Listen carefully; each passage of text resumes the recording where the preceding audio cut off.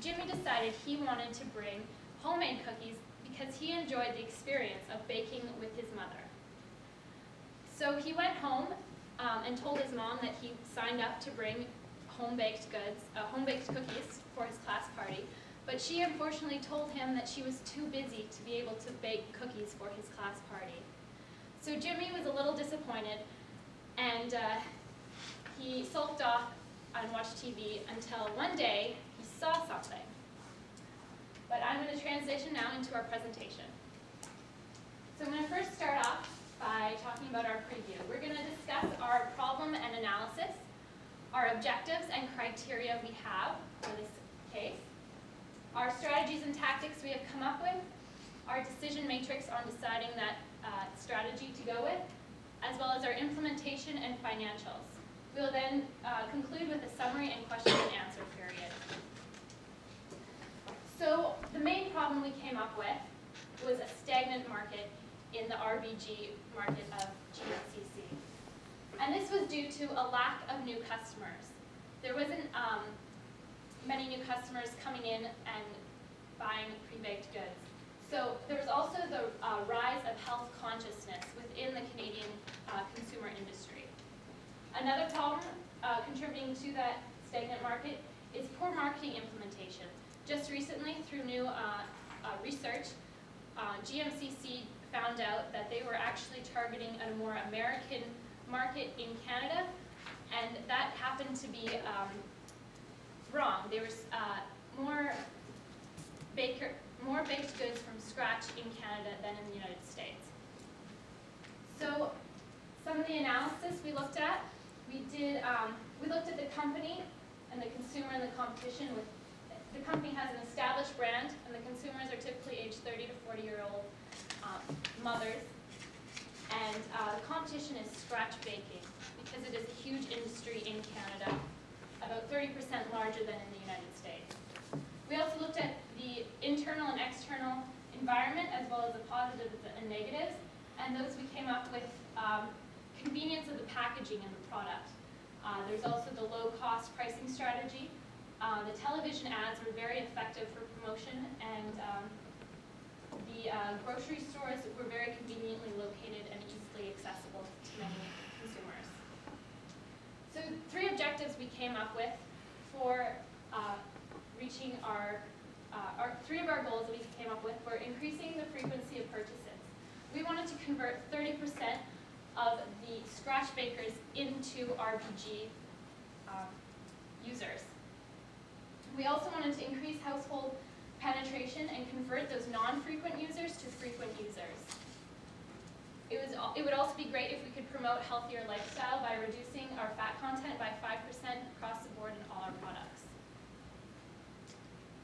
So now I'll pass this off to Saeed, who will talk about our criteria. Thank you very much, Emma. Now, the measurements of our success will be based on these 5 criteria. First of all, sales need to increase for GMCC in order for them to get away from their stagnant marketplace. Also, they need to create a sense of loyalty. Loyalty is founded, usually mothers buy what their kids like, and we need to implement that kind of view through our marketing strategy. Also, sustainability, and sustainability in this in the RBG market is very important because this market, people usually shop once or twice a year for cookies and things like that. So we need to increase that sustainability. And we need to implement this in a timely manner and reduce the cost of the implementation. Now, we developed 4 strategies. Now, the arrow is just discussing the direction of the discussion. That's all it is. It's not about the whole overall strategy plan. First strategy that we analyzed was the penetration strategy. By that, I mean GMCC has other products beside refrigerated baked goods. We thought if they design their products to be a match with their RBG products, like their chunky soup and all those other stuff, they will increase market share for shoppers in that market. Also, the market development, that means we need to find a target market that suits young mothers and also mothers with kids. I mean, all mothers have kids, but I'm saying mothers, and that would increase our market, our new target market. And we also thought about diversification, creating an item that's totally out of the box, and we'll discuss that shortly. Another alternative is the product development, like Emmett discussed, about healthy and very health-conscious products. Now, the tactics that we use for each strategy. First, like I discussed earlier, the cross-promotion strategy. We thought by offering limited time offers along with soups and other items they sell, it will increase RBG's user base and allow more people to buy these products. Now, for market development, we decided targeting kids. And I know there are issues with ethics involved, but we believe that if parents buy these items and because their kids want them, it will increase our bottom line. And another alternative, the healthy alternative, we thought about reducing fat, sodium count in our products, and also taking into account that a lot of kids nowadays are not allowed to bring peanut butter or any allergy kind of products to school because there are restrictions in those items now. Now the other measurement was, marketing idea was creating a Pillsbury dough line. The iconic Pillsbury Doughboy has been around for 40 years, and it sustained a long period of societal change, and we believe that we need to market that logo, that icon of the Pillsbury Doughboy to get more market users to buy refrigerated baked goods. Now, the decision matrix that we measured our criteria with our strategies, as you can see, the highest marks were given to market development. It'll create loyalty if kids want these refrigerated baked goods, these cookies, and all these other items that Pillsbury offers. And also, it'll be a very long-term sustainability project. The reason we decided not to go with penetration and not to go with diversification is because by creating long-term loyalty and a sustainability system, we believe that we'll, in the long run, increase our sales and do it that way. Now, I'll pass on the implementation strategy to Matt. Thank you, Saeed. So the first thing we have to get started on in order to actually make yourself successful is to begin creating a commercial, which is in your first 3 months. Now, the commercial we believe that it's ideal to create is not about like telling your customers, like kids, to buy toys. Rather, you want to sell off like how McDonald's sells off in terms of happiness. You want to sell off in kindness. So you want to focus on a commercial that generates that kind of feeling, but doesn't imply on actually selling the actual physical product that kids buy. Now, following after that, you want to distribute the commercial to a lot of children channels. Particularly, you want to focus on Nickelodeon, YTV, as well as Teletoons. They're really popular. Especially, the idea of implementation is putting it on prime time. Now, prime time is between 2:30 to 5:30 p.m. And children often find themselves watching TV after school. So this is actually a good way to target children that way. Following that, during that last quarter, you want to do a community outreach. How Tim Hortons actually uses Timbit Hockey, I strongly recommend maybe consider some opportunities, something similar like that. Now, sponsorship into children's sports or events is actually a great opportunity. Keep going, there's power failure, so can't anybody. Keep going. Opportunity. Now, following that, now your last 2 months of the year, followed by first 2 months of the following year, we strongly recommend that you actually review the successfulness of implementing this commercial.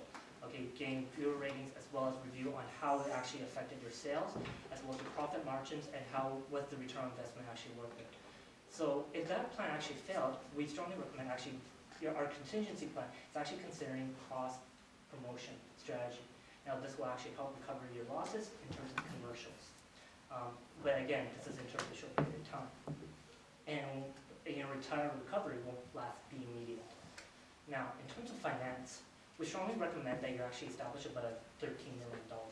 $500 will actually be used for production cost, while 11.5 million will actually be used to fund for production of the commercial time, for prime time, for those television channels.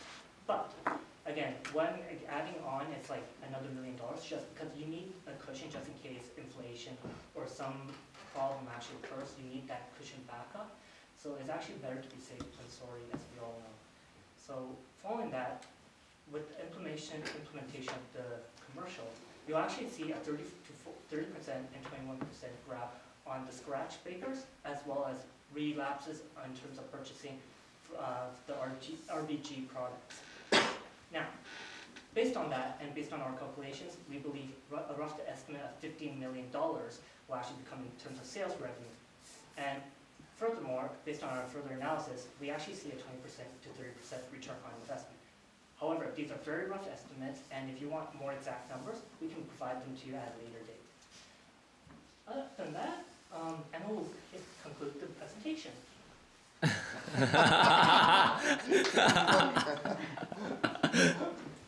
So, Jimmy was a little disappointed that he wasn't able to bake cookies with his mom from scratch like he had hoped to. So one day he was watching TV, and what he saw was a commercial of children baking cookies with their mother, and the light, airiness, kindness feeling that the commercial gave off. And this was really inspiring to him, and he went and asked his mom if she would purchase Pillsbury ready-baked good cookies for his class party, and she did. So that concludes our presentation. If there are any questions.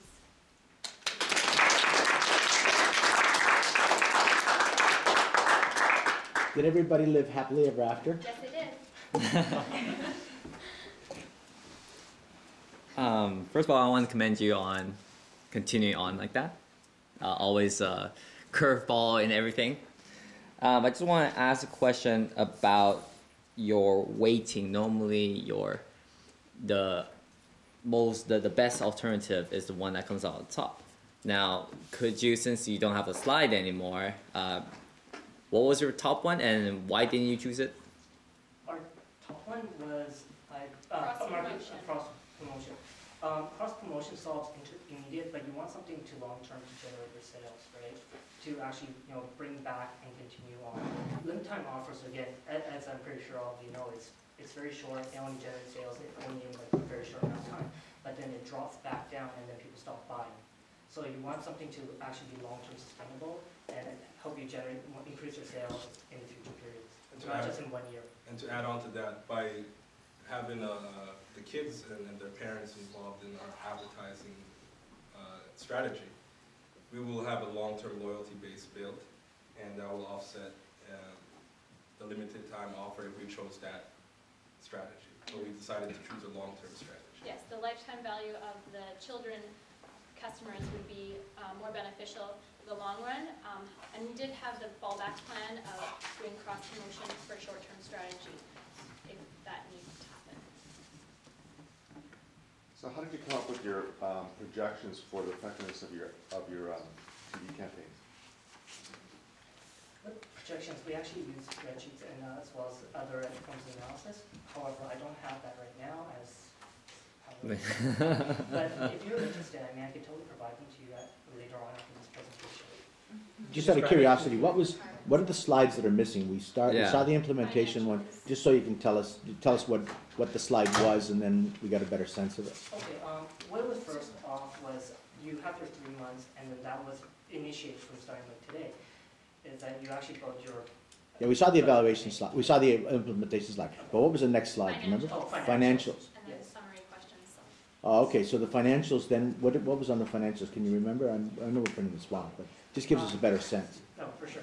The first thing what we did was actually put on a pyramid, okay, which one financial leads to another. The first thing we actually considered was the cost of production for the commercial, which is $500,000.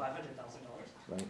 Then the next thing we went to was the calculation in terms of payment for 1 week for putting on a commercial at prime time for children's commercials. Usually you see them on 4 channels. So we calculated based on 4 channels. Following that, we actually measured based on how much like I mentioned to you, I would like to provide you that information is with how it actually gains 30% and 21% from scratch bakers, and bring back lapse of 20% of the customers and increase your sales.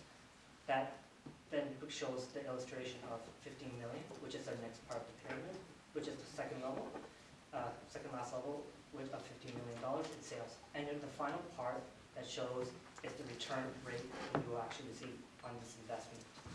And that value is ranging from 20% to 30%. Again, it's a rough estimate and average. Okay, thank you. Just to ask another question, so on that you said 15 million in revenue Yes. versus a 13 million budget that we're spending, right? Yes. There Do we you go. consider a profit margin at all? So profit margin of 20%, we're making 3 million, but we're spending 12 or 13 million. Isn't that a loss on that investment? It'll seem like a loss at first because, again, as you conduct projects, you always kind of see a negative cash flow in your first round because, again, you can't expect to make money immediately, but if you consider in terms of long-term aspects, all the amount of money in terms of profits as well as it'll turn into a positive cash flow in the following 5 years afterwards. So I understand that there is concern that there's negative profits that will affect you in terms of cash flows. But if we look in terms of long-term sustainability, it actually generates you more cash than any other strategies that we mentioned.